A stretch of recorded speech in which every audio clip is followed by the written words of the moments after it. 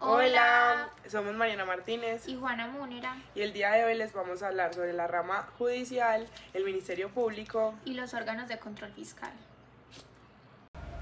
Voy a comenzar hablándoles sobre la jurisdicción común. La jurisdicción común en Colombia es el sistema encargado de administrar justicia en casos civiles, penales, laborales y de familia. Estructurado en niveles jerárquicos, incluye juzgados municipales y de circuito que atienden en primera instancia, tribunales de distrito para apelaciones y la Corte Suprema de Justicia como máxima autoridad. A través de mecanismos como la tutela, garantizan la protección de derechos fundamentales y acceso a la justicia. Aunque esencial para un Estado de Derecho, enfrenta problemas de congestión y falta de recursos, lo que retrasa la resolución de casos y afecta la confianza en el sistema. Para mejorar su efectividad, se han promovido mecanismos alternativos como la conciliación y el arbitraje, y se han impulsado reformas tecnológicas para agilizar los procesos judiciales. Y la jurisdicción común, a pesar de sus desafíos, es fundamental para asegurar que todos los ciudadanos tengan acceso a una justicia imparcial y oportuna. Ahora les voy a hablar sobre la jurisdicción contencioso administrativa en Colombia. Esta jurisdicción tiene origen francés y se establece para resolver controversias de derecho administrativo.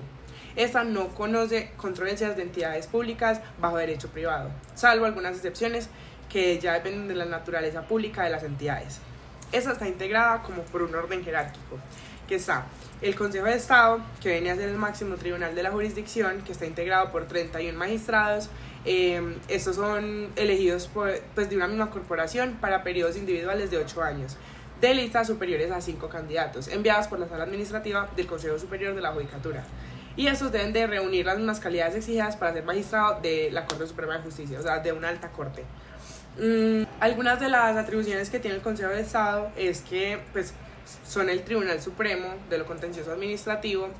Este debe conocer como las acciones de nulidad por inconstitucionalidad de ciertos decretos del Gobierno Nacional. Es el Cuerpo Supremo Consultivo del Gobierno en Administración.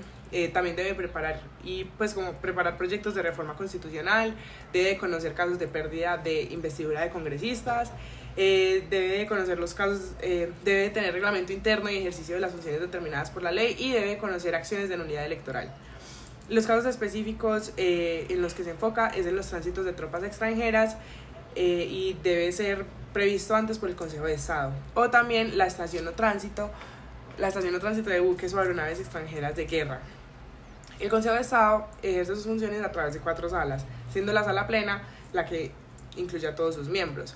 La Sala Plena se encarga de la elección de los consejeros, magistrados y funcionarios, también la designación del auditor ante la Contraloría General, debe también la evaluación de magistrados de tribunales administrativos, la expedición del reglamento del Consejo, y como otras actitudes como administrativas. Una de sus funciones específicas es que deben de distribuir funciones entre las secciones de la Sala Contencioso Administrativo, y también deben de emitir conceptos sobre los proyectos de reforma constitucional y legal. Hay otra sala que es la Sala del Contencioso Administrativo. Esta sala está integrada por 27 consejeros, que está dividido en 5 secciones. Cada sección tiene como una función específica que ya se la da a la Sala Plena. La sección primera se encarga de competencia general y residual, o sea, es todo lo que le sobra. La sección segunda son de asuntos laborales. La sección tercera es de procesos contractuales y responsabilidad estatal.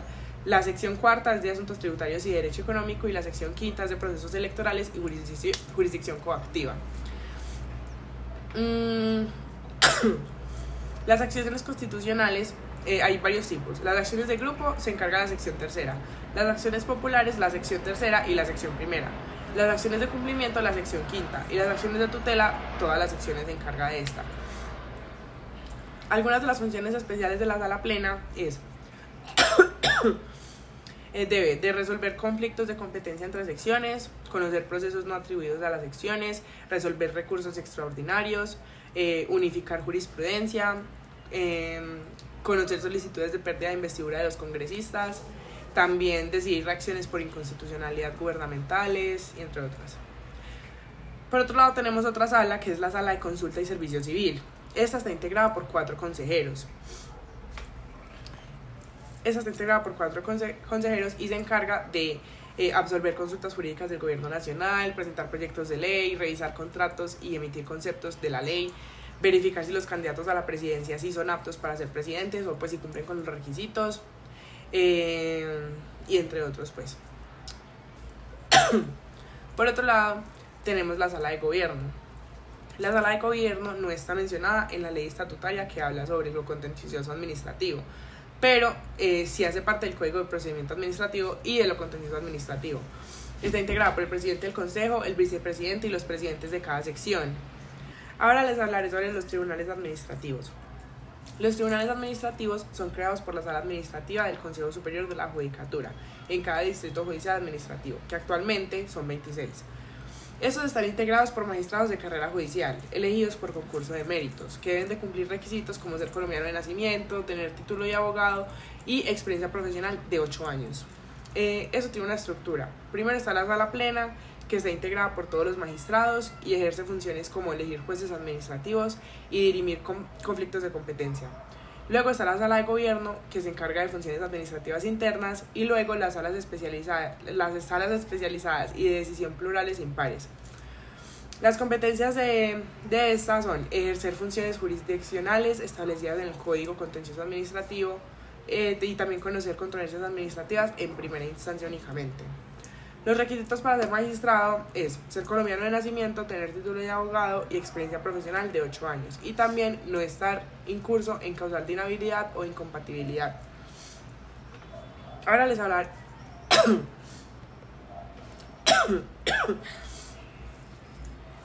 hablaré sobre los juzgados administrativos. Los juzgados administrativos en Colombia fueron creados por la Sala Administrativa del Consejo Superior de la Judicatura para cumplir funciones establecidas por la ley en municipios o circuitos. Para ser juez administrativo se requiere ser colombiano de nacimiento, ciudadano en ejercicio, con plenos derechos civiles, tener título de abogado, experiencia profesional de al menos 4 años y no estar incurso en causal de inhabilidad o incompatibilidad. Actualmente existen 342 juzgados administrativos en circuitos judiciales administrativos, además de juzgados administrativos de descongestión periódicos, que estos son como cuando hay mucha cosa. Y sus competencias están establecidas en los artículos 154 y los siguientes del Código de Procedimiento Administrativo y lo contencioso administrativo. Bueno, ahora les voy a hablar sobre la jurisdicción constitucional. La Corte Constitucional es el órgano encargado de velar por la integridad y la supremacía de la Constitución en Colombia. Está compuesta por 9 magistrados, quienes son elegidos por el Senado de la República para un periodo de 8 años. Esta selección se realiza a partir de ternas presentadas por el Presidente de la República, la Corte Suprema de Justicia, el Consejo de Estado y los criterios de selección. Los magistrados deben tener una diversidad de especialidades en el ámbito del derecho, lo que asegura una representación pluralista. Además, existen restricciones importantes, como lo es la no reelección, que es que los magistrados no pueden ser reelegidos. También está la de las habilidades, que es de que aquellos que hayan ejercido como ministros o magistrados en el año anterior a su elección no pueden ser seleccionados nuevamente. Ahora les voy a hablar como de las funciones de la Corte Constitucional.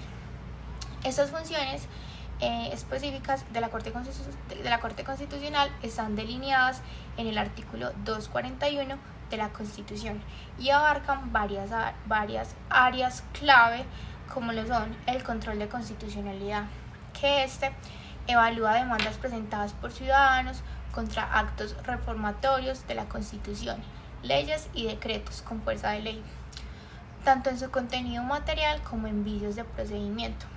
También otra vendría siendo las convocatorias a referendos. Esto habla de decidir sobre la constitucionalidad de las convocatorias a referendos y asambleas constituyentes, así como sobre consultas populares y plebiscitos, limitándose a vicios en su formación. Otra también vendría siendo la revisión judicial, que esta trata sobre revisar decisiones judiciales relacionadas con acciones de tutela que protegen derechos fundamentales. También tenemos la exequibilidad de tratados internacionales, Estos lo que hacen es evaluar la constitucionalidad de los tratados internacionales y las leyes que los aprueban, permitiendo la intervención ciudadana para defender o impugnar su constitucionalidad. También tenemos el control sobre decretos legislativos, que nos habla sobre decidir sobre la constitucionalidad de los decretos emitidos por el gobierno bajo circunstancias excepcionales. Y tenemos un reglamento interno, que es que la Corte tiene la facultad de establecer su propio reglamento para su funcionamiento interno. Bueno, ahora les voy a hablar sobre los efectos y el alcance de estas decisiones de la Corte Constitucional que tienen un impacto significativo. Primero tenemos una parte resolutiva. Es obligatorio para todos. Tiene un efecto erga omnes. También tenemos la parte motiva, que aunque no es vinculante, sirve como criterio auxiliar para la interpretación judicial y aplicación del derecho.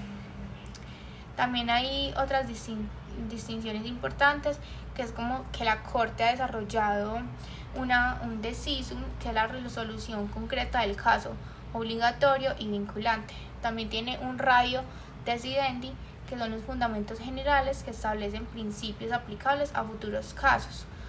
Esto es obligatorio si están directamente relacionados con el decisum. También existe el obiter dictum, que son los comentarios o razonamientos adicionales que tienen fuerza vinculante y son considerados meramente informativos. Bueno, ahora les voy a hablar sobre el control difuso. Además del control concentrado ejercido por la Corte Constitucional, existe un mecanismo conocido como el control difuso, donde cualquier juez puede declarar inconstitucionalidad a una norma mediante la figura de excepción de inconstitucionalidad. Este mecanismo permite que cualquier ciudadano pueda invocar su derecho ante cualquier juez, promoviendo así una protección más amplia y accesible a los derechos fundamentales a través del uso de acciones de tutela. Ahora, por último, les voy a hablar sobre el procedimiento de acceso a la Corte. Los ciudadanos pueden presentar acciones directas ante la Corte Constitucional para impugnar normas o actos que consideren inconstitucionales, que pueden ser demandas contra leyes, acciones relacionadas con derechos fundamentales a través del mecanismo de tutela.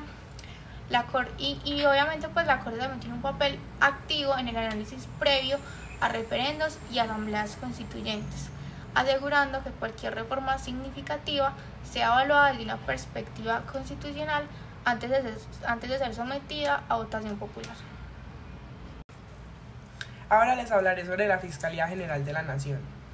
La Fiscalía General de la Nación funciona como órgano con autonomía administrativa y presupuestal, pero que forma parte de la rama judicial. Es importante mencionar que en la Constitución Política de 1991 creó la Fiscalía General de la Nación, encargada fundamentalmente de investigar los delitos y acusar a los presuntos infractores ante los juzgados y tribunales competentes. Esta está integrada por el fiscal general, los fiscales delegados y los demás funcionarios que determine la ley.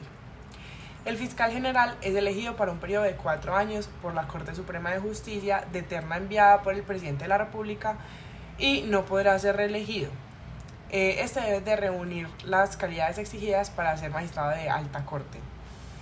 El fiscal general de la Nación y sus delegados tienen competencia en todo el territorio nacional. Y algunas de sus funciones son solicitar al juez que ejerza el control de garantías, las medidas necesarias que aseguren la comparencia de los imputados al proceso, las capturas y los controles de derecho, o sea que la Fiscalía puede realizar capturas de manera excepcional, pero debe informar al juez el control de garantías y este revisará la legalidad de la captura en un máximo de 36 horas. Otras de sus funciones son los registros y las pruebas, que los registros, allanamientos e interceptaciones que necesitan aprobación judicial posterior dentro de 36 horas para asegurar que no se vulnere ningún derecho fundamental. También la protección de pruebas, que debe de asegurar y mantener la cadena de custodia de las pruebas y cuando se requieran medidas que afecten derechos fundamentales, obtener autorización judicial. El inicio de juicio y acusación. En esta la Fiscalía presenta un escrito de acusación ante el juez de conocimiento para dar inicio a un juicio con garantías de imparcialidad y derecho de defensa. También la preclusión de investigaciones, que si no hay mérito para acusar, pues la Fiscalía puede solicitar al juez de conocimiento cerrar el caso. También la asistencia y reparación de víctimas, que es proteger y asistir a las víctimas asegurando su participación y justicia restaurativa en el proceso. Y también la protección de participantes en el proceso, o sea, salvaguardar las víctimas, testigos y otros participantes claves. La ley también permite que en ciertos casos de delitos de menor impacto, la víctima o autoridades distintas a la Fiscalía lleve adelante la acción penal, pero la Fiscalía mantiene la potestad de intervenir de forma preferente en estos casos. En cuanto a la organización de la Fiscalía General, los aspectos generales de su organización se encuentran desarrollados en los artículos 23 a 33 de la Ley 270 de 1996. Su estructura orgánica interna está prevista en el artículo 2 del Decreto Ley 16 de 2014, modificado por los artículos 25 del Decreto 898 de 2017 y el 132 de la Ley de 2010 de 2019, de la Ley 2010 de 2019. De la siguiente forma está organizada. Primero está el despacho de la Fiscalía General de la Nación, la Fiscalía Delegada ante la Corte Suprema de Justicia, Dirección de Políticas y Estrategia, integrada por su Subdirección de Políticas Públicas y su Dirección de Política Criminal y Articulación.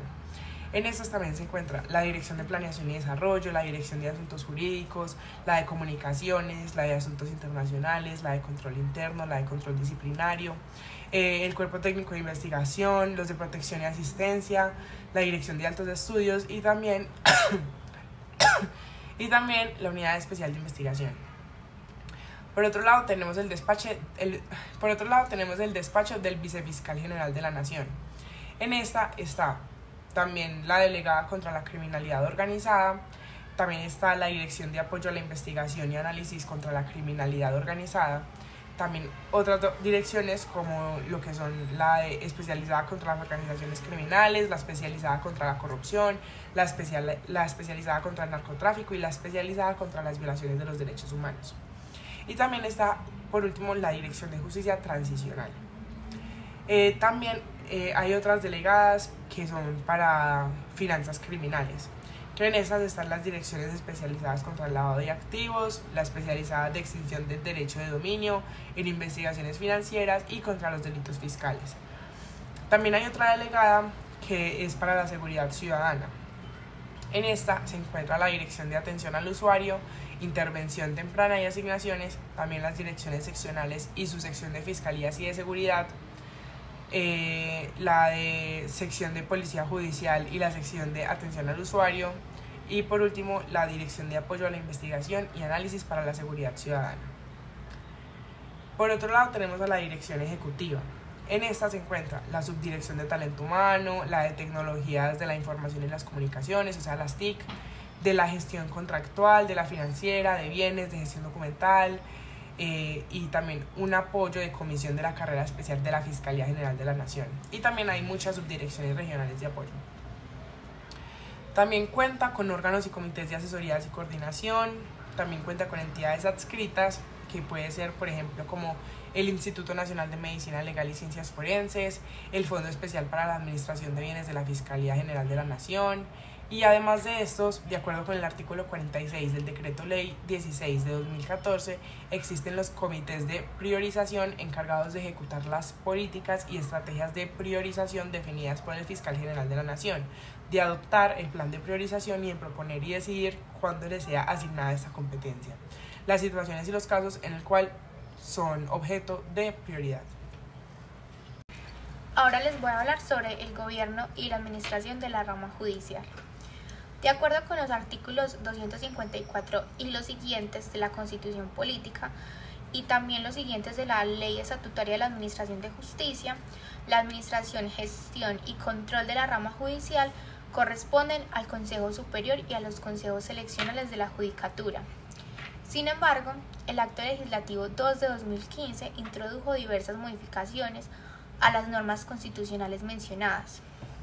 Así, en primer lugar, se eliminó el Consejo Superior de la Judicatura, el cual fue sustituido por los siguientes órganos. Primero, el Consejo de Gobierno Judicial, la Gerencia de la Rama Judicial, que tendrán a cargo el Gobierno y Administración de la Rama Judicial. También la Comisión Nacional de Disciplina Judicial, a quien corresponderá a ejercer la función disciplinaria sobre los funcionarios de la rama judicial y examinar la conducta y sancionar las faltas de los abogados en ejercicio de su profesión. En la instancia que señala la ley, salvo que esta función se atribuya por la ley a un colegio de abogados, la Corte Constitucional declaró inexequible la creación del Consejo de Gobierno Judicial y la gerencia de la rama judicial, con lo cual se mantuvo la existencia del Consejo Superior de la Judicatura, pero con las precisiones de que fueron eliminados los consejos seccionales y que con posterioridad a dicho acto legislativo al Consejo Superior solo le corresponden funciones relacionadas con el gobierno y la administración de la rama, mientras que la función disciplinaria respecto de los funcionarios de la rama judicial y de los abogados quedó a cargo de la Comisión Nacional de Disciplina Judicial. En consecuencia a todo esto que les hablé, en la actualidad el Consejo Superior de la Judicatura es el organismo encargado de la administración de la rama judicial y gracias a esto de la creación y puesta en funcionamiento de la Comisión Nacional de Disciplina Judicial. También dejó de estar dividido en las salas administrativa y jurisdiccional disciplinaria. También el Consejo Superior cuenta con la colaboración de otros órganos que también forman parte de la estructura administrativa de la rama judicial, como la Comisión Interinstitucional de la Rama Judicial, la Dirección Ejecutiva de Administración Judicial, las direcciones seccionales de Administración Judicial y las comisiones seleccionales institucionales de la rama judicial. Ahora paso a hablarles sobre el Consejo Superior de la Judicatura. Este consejo está integrado por 6 magistrados, elegidos por un periodo de 8 años. De esta forma, 1 por la Corte Constitucional, 2 por la Corte Suprema de Justicia y 3 por el Consejo de Estado. Según el artículo 255 de la Constitución Política de Colombia, para ser miembro del Consejo Superior de la Judicatura se requiere ser colombiano por nacimiento, ciudadano en ejercicio, mayor de 35 años y tener título de abogado. También haber ejercido la profesión durante 10 años con buen mérito. Advierte la norma que los miembros del Consejo no podrán ser escogidos entre los magistrados de las mismas corporaciones postulantes.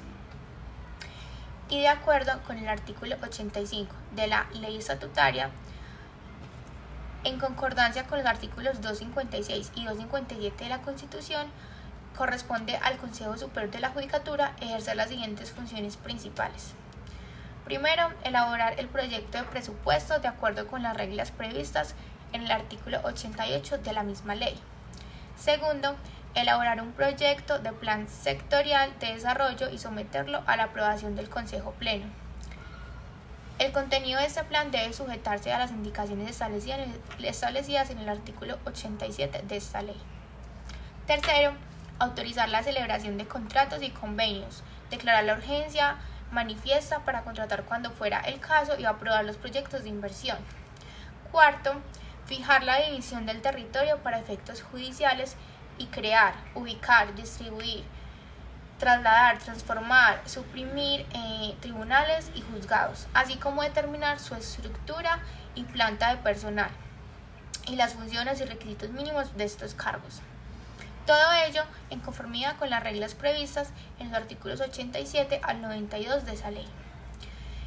Quinto, determinar la estructura de la planta del Consejo Superior y designar los empleados de la sala administrativa cuya provisión no corresponda al director ejecutivo de administración judicial, comprendido el director de la escuela judicial y al auditor del Consejo.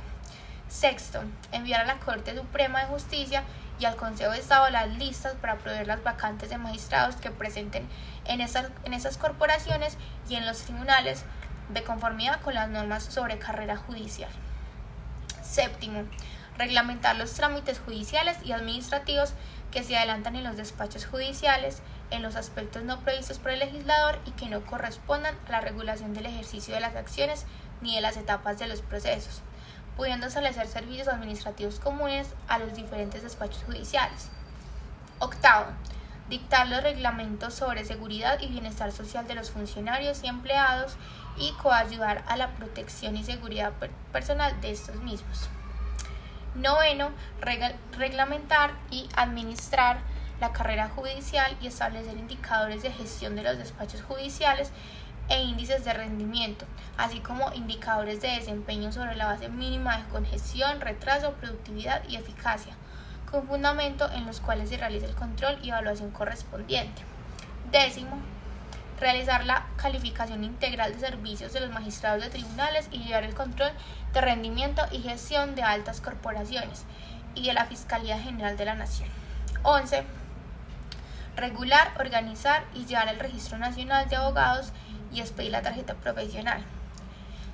12. Establecer el régimen y la remuneración de los auxiliares de la justicia. 13. Elaborar y desarrollar el plan de formación, capacitación y adiestramiento de los funcionarios y empleados. 14. Fijar los días y horas de servicio de los despachos judiciales. Y bueno, las demás funciones de la sala administrativa que ahora corresponden pura y simplemente al Consejo Superior de la Judicatura pueden consultarse en el citado artículo 85 de la Ley 270 del 96. Ahora les voy a hablar sobre qué le corresponde al Consejo Superior de la Judicatura. Primero, le corresponde adoptar el informe anual que debe ser presentado al Congreso de la República sobre el estado de administración de justicia. Segundo, debe adoptar el plan de desarrollo de la rama judicial y presentarlo al Gobierno para su incorporación al Plan Nacional de Desarrollo, previo concepto de Comisión Interinstitucional de la rama judicial. Tercero, debe dictar los reglamentos necesarios para el eficaz funcionamiento de la Administración de Justicia. Cuarto, adoptar y proponer proyectos de ley relativos a la Administración de Justicia y a los códigos sustantivos y procedimentales. Quinto, elegir al presidente y al vicepresidente de la corporación. Y sexto, promover y contribuir a la buena imagen de la rama judicial en todos sus órdenes frente a la comunidad y dictar el reglamento interno del Consejo. Ahora les voy a hablar sobre la Comisión Nacional de Disciplina Judicial. Esta está integrada por 7 magistrados elegidos por el Congreso de la República por periodos individuales de 8 años, sin posibilidad de reelección. Los requisitos para ser miembro es ser nacional colombiano de nacimiento, ciudadano en ejercicio, ser abogado y tener 15 años de experiencia en la rama y no haber sido condenado a pena privativa de libertad excepto por delitos políticos o culposos, o sea, los mismos para ser magistrado de alta corte. Esta está encargada de ejercer función jurisdiccional disciplinaria sobre los funcionarios de la rama judicial, examinar la conducta y sancionar las faltas de los abogados en ejercicio de sus funciones. También asume los procesos disciplinarios de la Sala Jurisdiccional Disciplinaria del Consejo de Judicatura.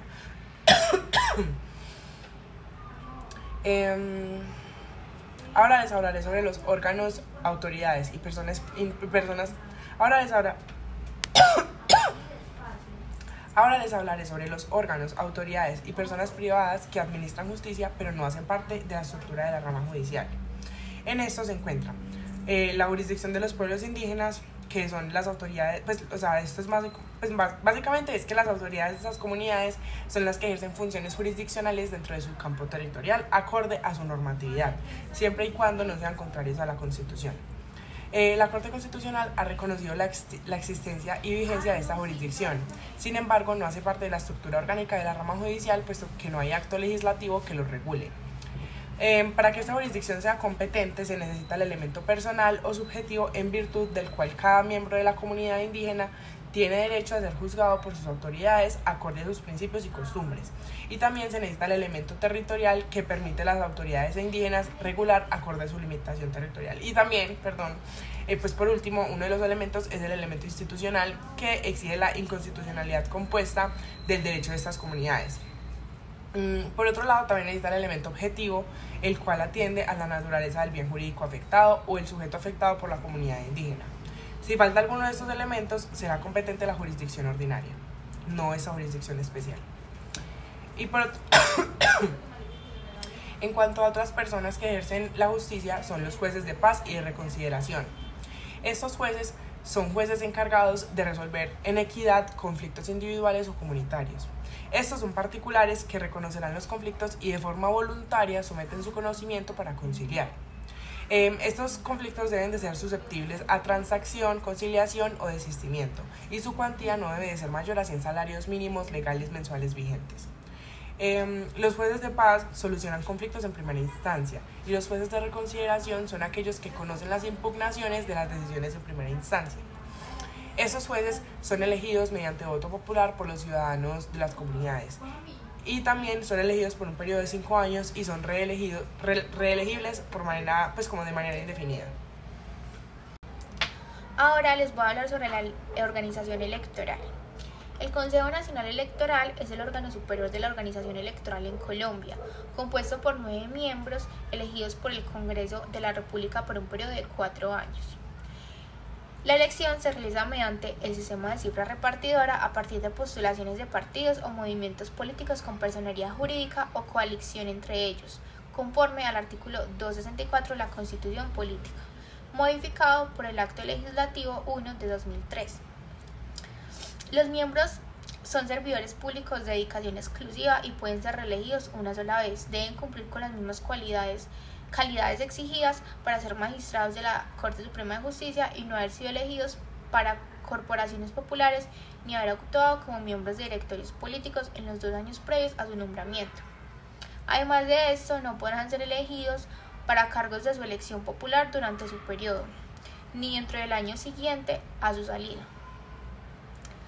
Las funciones básicas están estipuladas en el artículo 265 de la Constitución, modificado por el artículo 12 del Acto Legislativo 1 de 2009. Estas funciones incluyen la inspección y control electoral, que es ejercer la suprema inspección y vigilancia y control sobre la organización electoral. Segundo, poderes sobre el registrador, que es dar posesión a los registradores del Estado civil. También decisiones sobre recursos, esto es conocer y decidir sobre los recursos interpuestos contra las decisiones de sus delegados en escrutinios generales. También la revisión de escrutinios, que es revisar escrutinios y documentos electorales para garantizar la veracidad de los resultados. También es la asesoría al gobierno, que es actuar como consultivo del gobierno en materia relacionada con su competencia.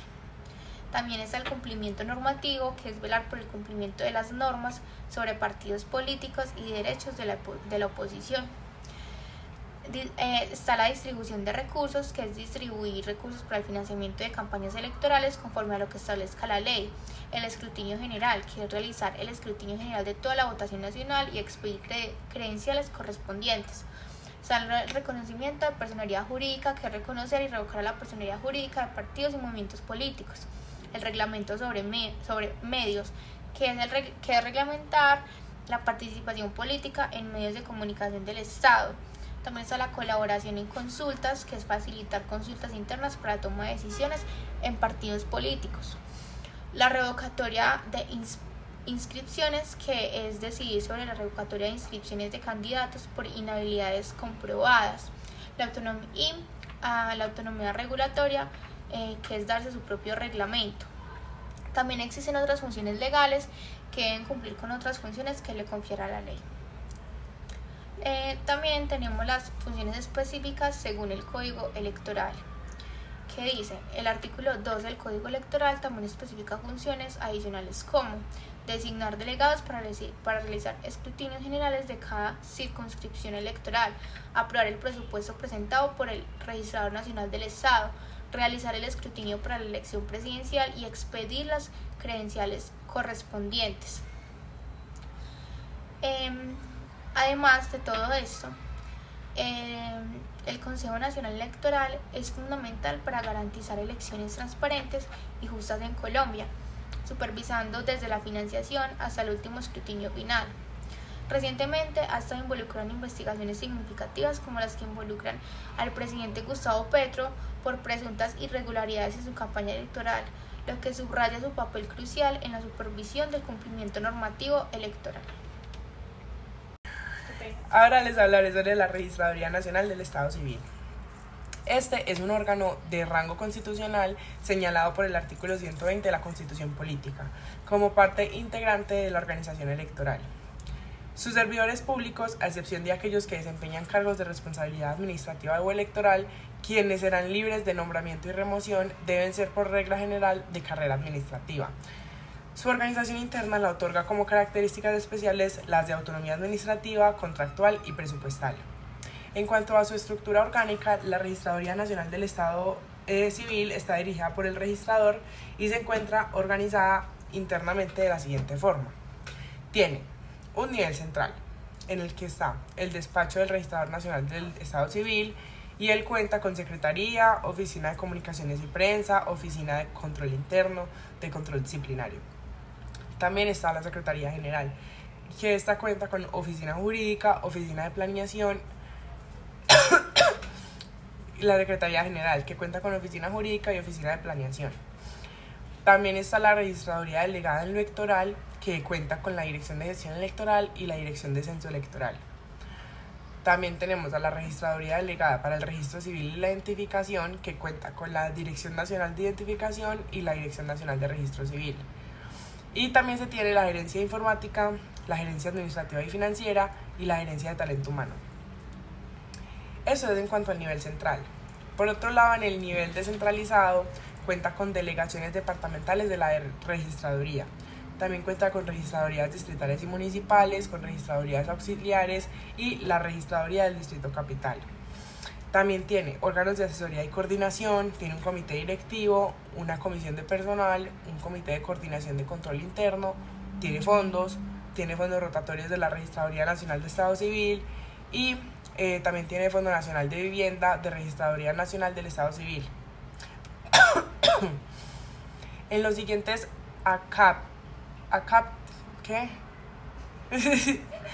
En los siguientes nos referimos a las diferentes dependencias que forman la organización descrita y que tienen a su cargo las funciones de carácter propiamente electoral y de registro civil, dejando de lado aquellas cuyas funciones son básicamente administrativas, tales como la Secretaría General, las gerencias y los fondos, así como las que tienen funciones de asesoría y coordinación, como es el caso de los comités y las comisiones. Ahora les hablaré un poco más sobre el Registrador Nacional del Estado Civil.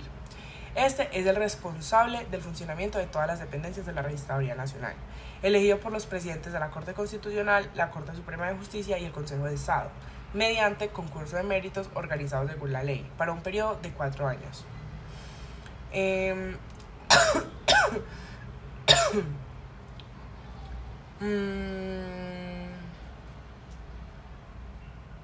el artículo 33 del Código Electoral dice que se puede nombrar a los registradores del Estado Civil y demás empleados de la circunscripción electoral.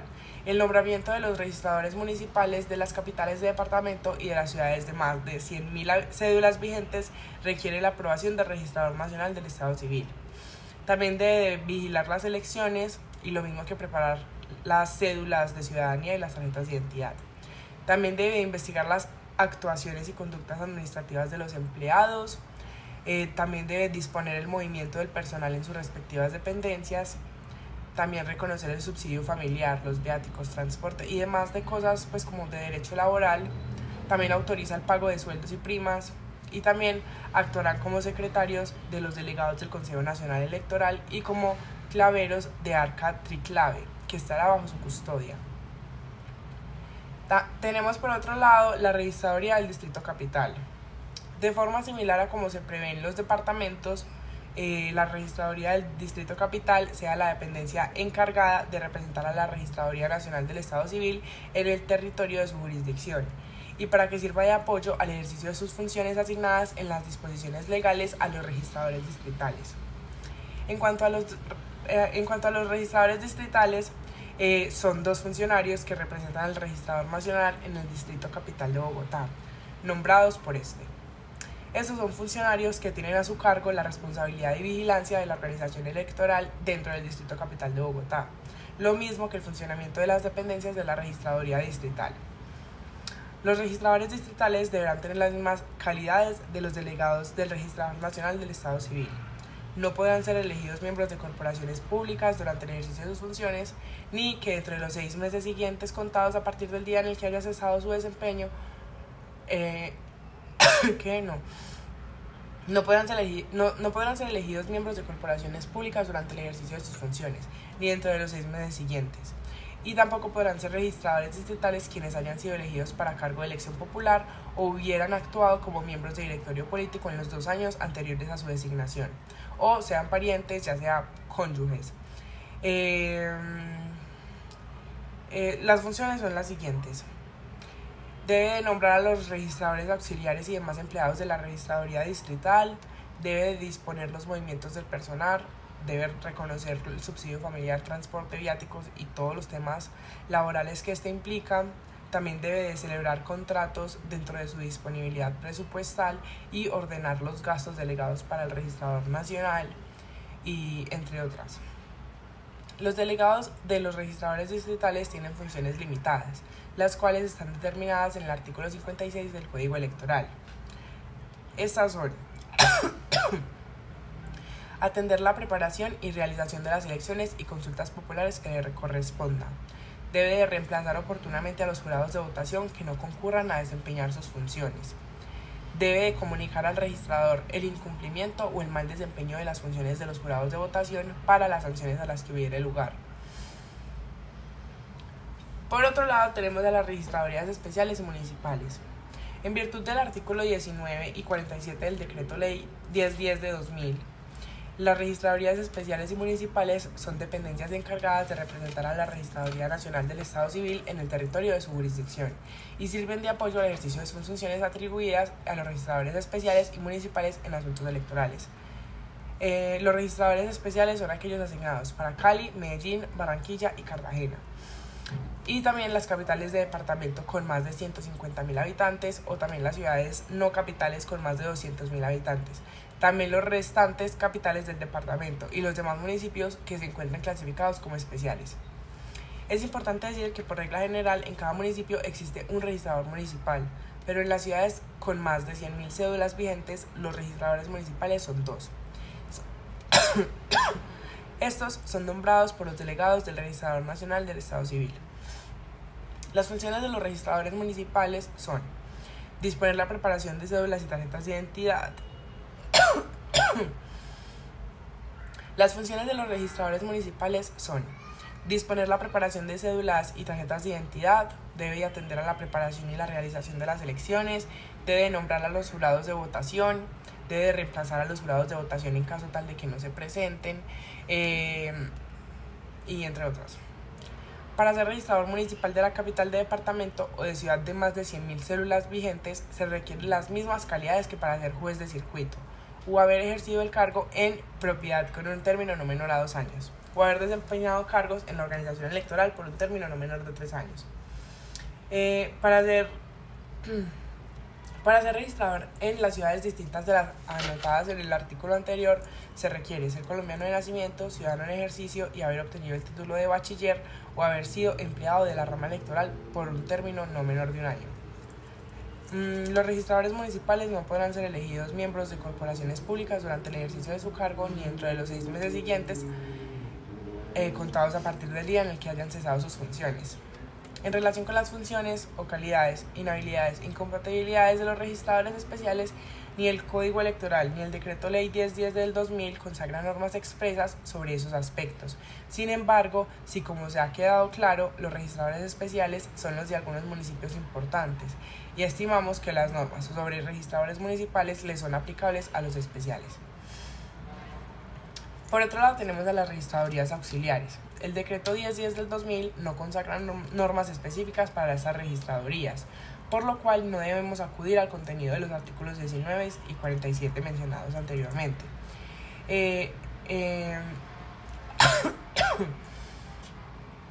Estas auxiliares le presentan apoyo a los departamentales, por lo que debe entenderse que lo dispuesto en la norma mencionada es igualmente aplicable a las registradurías auxiliares y que en consecuencia a estas dependencias les están asignadas igualmente funciones generales en asuntos electorales, registro civil e identificación.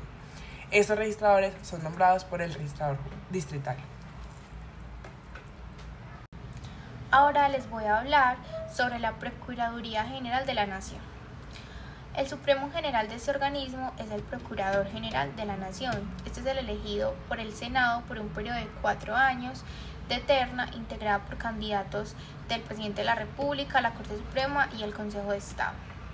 En el artículo 279 de la Constitución se establece que la ley determinará la estructura y el funcionamiento de la Procuraduría General de la Nación, y actualmente esta estructura se encuentra en el artículo 2 del decreto 262 del 2000, modificado por el artículo 1 del decreto ley 1511 del 2018. De esta manera: primero tenemos el nivel central, que contiene en un despacho del Procurador General, y se contiene la Procuraduría Auxiliar para Asuntos Constitucionales, la Procuraduría Auxiliar para Asuntos Disciplinarios, la Dirección Nacional de Investigaciones Especiales, la Oficina de Planeación, Oficina de Selección y Carrera, está la Oficina de Control Interno, la Oficina de Prensa, Oficina Jurídica y la Oficina de Sistemas. También contiene el despacho del Viceprocurador General. Este contiene la División de Registro y Control y Correspondencia, División de Documentación y División de Seguridad. También contiene la Sala Disciplinaria, también está la Procuraduría Delegada. Esta Procuraduría Delegada contiene también las Procuradurías Judiciales. También contiene el Instituto de Estudios del Ministerio Público, el cual tiene integrado el Consejo Académico, la Dirección, la División de Investigaciones Sociopolíticos y Asuntos Económicos, la División de Capacitación y por último la División Administrativa y Financiera.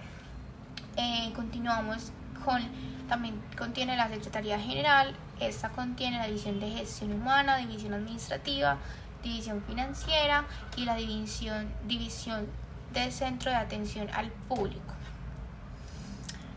Ya también en el segundo punto tenemos el nivel territorial, el cual contiene las procuradurías regionales, las procuradurías distritales y las procuradurías provinciales.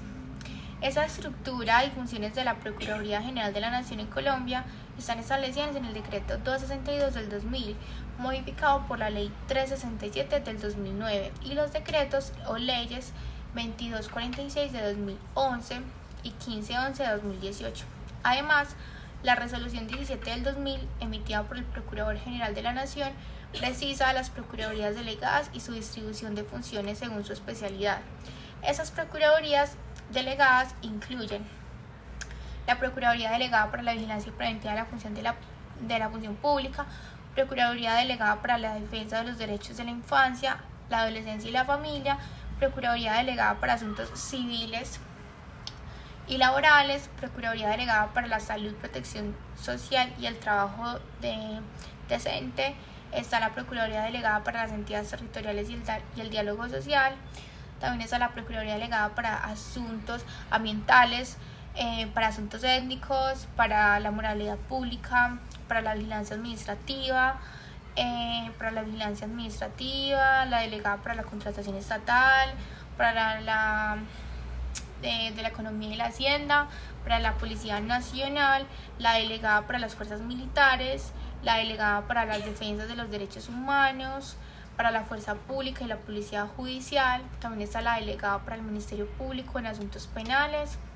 También tenemos la Procuraduría del Consejo de Estado, que son 7. También tenemos la delegada para la conciliación administrativa, la delegada para la casación penal, la segunda delegada para la casación penal. Tenemos también la Procuraduría Delegada para la Investigación y Juzgamiento Penal, que son 4. Tenemos también la Procuraduría Delegada para la Vigencia Administrativa para Asuntos Sociales y de Paz, la Procuraduría Delegada para la Defensa del Patrimonio Público, la Transparencia y la Integridad. Tenemos también la Delegada para la Vigilancia Administrativa y Judicial, y tenemos 2 Procuradurías Delegadas para la Sala Disciplinaria. Por otra parte, como resultado de los compromisos asumidos por el Estado colombiano en el denominado Acuerdo Final para la Terminación del Conflicto y la Construcción de una Paz Estable y Duradera, celebrado el 12 de noviembre de 2016 entre el Gobierno Nacional y las Fuerzas Armadas Revolucionarias de Colombia, las FARC, el decreto ley 1511 de 2018, creó las siguientes procuradurías delegadas. Está la Procuraduría Delegada con funciones de coordinación e intervención para la Jurisdicción Especial para la Paz.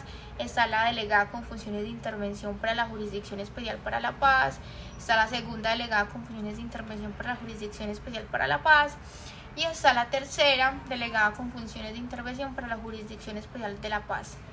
También tenemos la Procuraduría Delegada para el seguimiento al Acuerdo de Paz por su parte. El artículo 30 de la Resolución 17 del 2000, modificado por el artículo 9 de la Resolución 413 de 2013, identifica las Procuradurías Judiciales que ejercen funciones ante las autoridades judiciales diferentes de la Corte Suprema de Justicia y el Consejo de Estado según la especialidad. Así, quedarían así: Procuradurías Judiciales Penales, Procuradurías Judiciales Laborales, Procuradurías Judiciales de Familia, Procuradurías Judiciales Civiles, Procuradurías Judiciales Agrarias, Procuradurías Judiciales Administrativas, Procuradurías Judiciales de Restitución de Tierras y, por último, Procuradurías Judiciales de Apoyo a las Víctimas del Conflicto Armado. La Procuraduría General de la Nación en Colombia tiene un organigrama establecido en el Decreto Ley 262 del 2000 y la Resolución 18 del 2000. El Procurador General tiene funciones constitucionales definidas en el artículo 277 que incluyen: vigilar el cumplimiento de la Constitución y las leyes, proteger derechos humanos, defender intereses de la sociedad, velar por la conducta oficial y ejercicio diligente de funciones administrativas, y también de intervenir en procesos judiciales y administrativos para defender el orden público y rendir informes anuales al Congreso. Debe exigir a los funcionarios públicos y a los particulares la información que considere necesaria. Ahora les hablaré sobre la Defensoría del Pueblo. La Defensoría del Pueblo es una institución fundamental dentro del sistema de derechos humanos y el Estado Social de Derecho. Su misión es proteger, promover y defender los derechos de todos los ciudadanos, especialmente de aquellos que se encuentran en situaciones de vulnerabilidad. La Defensoría del Pueblo fue creada en 1991 con la Constitución Política. Esta ha ganado relevancia en la sociedad colombiana, pues es un ente autónomo que actúa como intermediario entre el Estado y la ciudadanía, procurando que se respeten los derechos fundamentales de los individuos y de las comunidades. La estructura de la Defensoría del Pueblo está organizada en distintas áreas especializadas para cubrir de manera integral la protección de derechos de diferentes ámbitos. En la cabeza de esta institución se encuentra el Defensor del Pueblo, quien es elegido por la Cámara de Representantes a partir de una terna enviada por el Presidente de la República y cuyo periodo es de 4 años. Este cargo representa la máxima autoridad dentro de la Defensoría y es el encargado de liderar las políticas de defensa de derechos humanos dentro del país. La Defensoría se divide en diversas delegadas, cada una encargada de un área en específico. Por ejemplo, la delegada para los derechos de la infancia y adolescencia, de la mujer, que se encarga de proteger los derechos de estos grupos poblacionales. También está la delegada para los derechos sociales, económicos y culturales, que vela por el acceso a servicios esenciales como la salud, la educación. Y también está la delegada de los derechos de las comunidades étnicas, que trabaja en la protección de los derechos de los pueblos indígenas y afrodescendientes. Esta estructura permite que la Defensoría se enfoque en las problemáticas específicas de cada grupo poblacional, abordando sus necesidades y los desafíos que enfrentan específicamente. Además, la Defensoría del Pueblo cuenta con una red de oficinas regionales y municipales, las cuales permiten la descentralización de sus funciones y una presencia cercana a las comunidades en todo el país. Esto facilita que las personas puedan acceder a los servicios de la Defensoría en sus territorios y permite una respuesta más rápida y adecuada a las denuncias de la violación de derechos humanos. La red de oficinas regionales permite a la Defensoría realizar un seguimiento constante de la situación de derechos humanos en las zonas rurales y urbanas, documentando problemáticas y proponiendo soluciones ante los organismos competentes. Las funciones de la Defensoría del Pueblo son variadas. Las funciones de la Defensoría del Pueblo son variadas y amplias. Entre ellas se destacan la recepción y tramitación de quejas de los ciudadanos cuando sienten que sus derechos han sido vulnerados. También la promoción de los derechos humanos a través de campañas de concientización y educación. También la vigilancia del respeto de los derechos fundamentales en las actuaciones de los organismos del Estado. y también cumple con un papel de asesoría y acompañamiento a las comunidades afectadas con problemáticas sociales y conflictos, especialmente en zonas donde el acceso a la justicia y los derechos básicos es limitado. Bueno, les voy a hablar sobre las personerías municipales. Como agente del Ministerio Público en los municipios existe el personero municipal. Es un funcionario que, según el numeral 8 del artículo 313 de la Constitución, es elegido por el Consejo por un periodo que fije la ley. De acuerdo con el artículo 170 de la Ley 136 del 94, modificado por el artículo 35 de la Ley 1551 del 2012, los consejos municipales o distritales elegirán al personero municipal o distrital por un periodo institucional de 4 años, dentro de los 10 primeros días del mes de enero del año en que se inicia el periodo constitucional del Consejo, previo concurso público de méritos. El personero así elegido iniciará su periodo el 1 de marzo siguiente a su elección y lo concluirá el último día del mes de febrero del 4º año.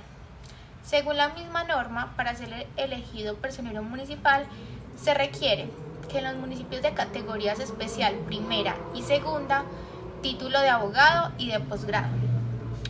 En los municipios de tercera, cuarta y quinta categoría requiere que tenga título de abogado solamente, y en los municipios de las demás categorías podrán participar en el concurso egresados de facultades de Derecho, pero en la calificación del concurso se dará prelación y prioridad a los que tengan título de abogado. El artículo 169 de la Ley 136 del 94 señala que corresponde al personero municipal o distrital, en cumplimiento de sus funciones de Ministerio Público, la guarda y promoción de los derechos humanos, la protección del interés público y la vigilancia de la conducta de quienes desempeñan funciones públicas dentro de la jurisdicción de su territorio. A su vez, en el artículo 23 de la Constitución, modificado por el artículo 1 de la Ley 1755 del 2015, consagra como deberes especiales de los personeros municipales los siguientes, como prestar asistencia eficaz e inmediata a toda persona que la solicite, garantizar el ejercicio del derecho constitucional de petición, intervenir si fuera necesario ante las autoridades competentes con el objeto de exigirles en cada caso concreto el cumplimiento de sus deberes legales, y recibir en sustitución de las autoridades las peticiones, quejas, reclamos o recursos que aquellas se hubieran abstenido de recibir, y cerciorarse de su debida tramitación. Debe tenerse en cuenta que si bien el personero municipal tiene el carácter de agente del Ministerio Público, no depende jerárquicamente de la Procuraduría General de la Nación, pues debido a una tradición que se ha conservado del derecho español, el personero es un funcionario municipal elegido por el Consejo del respectivo municipio. Además, a pesar de que el personero ejerce en el orden municipal algunas de las funciones que en términos generales coinciden con las de la Defensoría del Pueblo, como la de orientar e instruir a los habitantes en el ejercicio y defensa de sus derechos y la de divulgar los derechos humanos, tampoco depende ni forma parte de esta entidad. Ahora les voy a hablar sobre la Contraloría General de la República. La Contraloría General de la República es la encargada del control fiscal, o sea, la vigilancia del manejo de los recursos por la administración de los bienes del Estado. En casos especiales, la vigilancia se realiza por empresas privadas colombianas escogidas por concurso público de méritos. El control se ejerce de forma posterior y selectiva, pero además puede ser preventivo y concomitante según sea necesario para garantizar la protección del patrimonio público.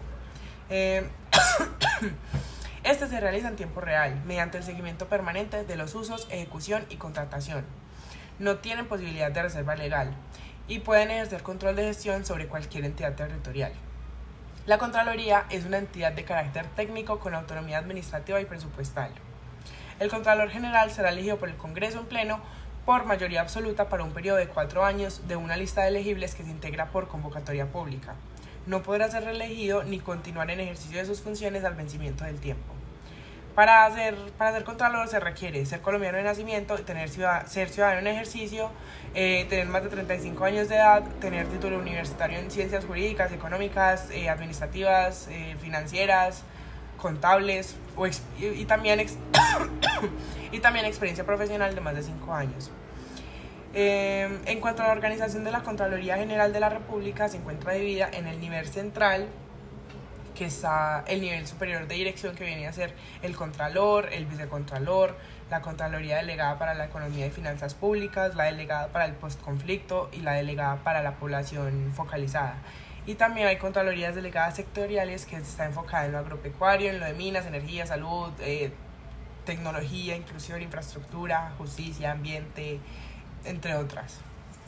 Entre las funciones principales del Contralor se encuentra realizar las auditorías, también de detectar y prevenir actos de corrupción, debe imponer sanciones fiscales y coordinar con otras entidades de control como la Procuraduría y las Fiscalías y para investigar posibles irregularidades. Además, me ahogué. Además, ejerce una función de advertencia cuando identifica riesgos en la gestión de recursos y promueve la participación ciudadana, facilitando que la sociedad civil colabore en la vigilancia de la gestión pública. Continuamos con las Contralorías Departamentales. La Constitución de 1991, modificada por el Acto Legislativo 4 de 2019, establece que la vigilancia fiscal de los departamentos corresponde a las Contralorías Departamentales y la Contraloría General de la República.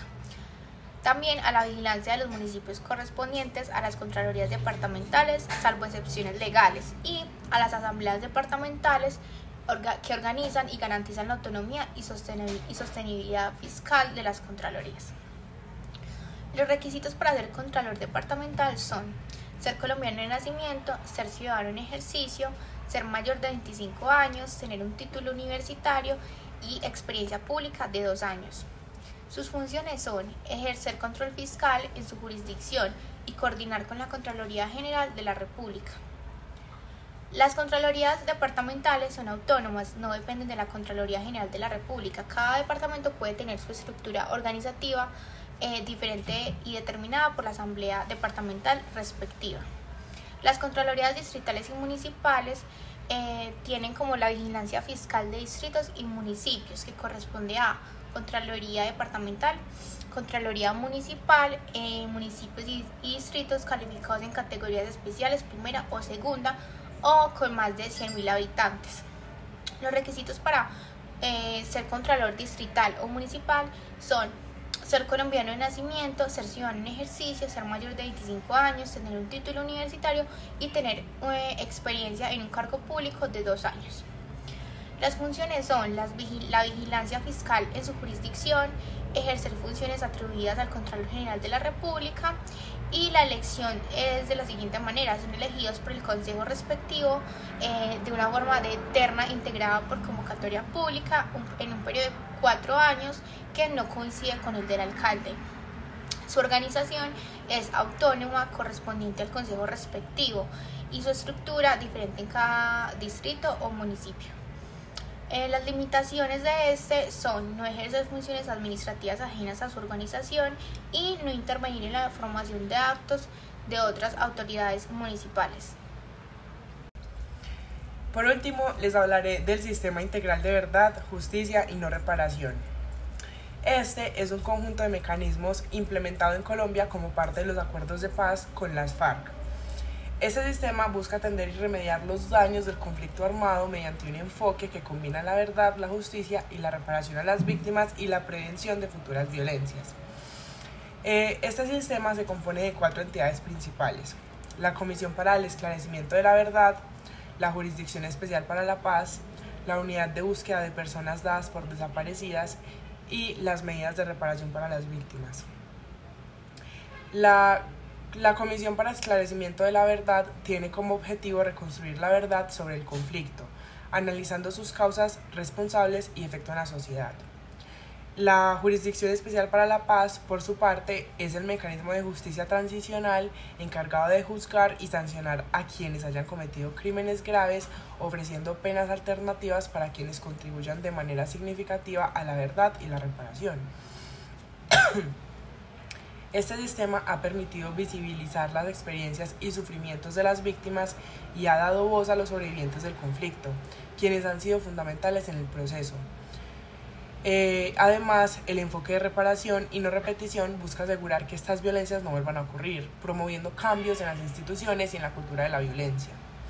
Aunque el sistema integral de verdad, justicia, reparación y no repetición enfrenta desafíos como las críticas a la eficiencia de su jurisdicción especial en la paz o las dificultades en la implementación de medidas de reparación, su importancia radica en la capacidad de avanzar hacia una paz sostenible en Colombia a través de la verdad y la justicia, valga la redundancia. Este sistema sienta las bases para una reconciliación social que aspire a construir una sociedad más justa y menos violenta.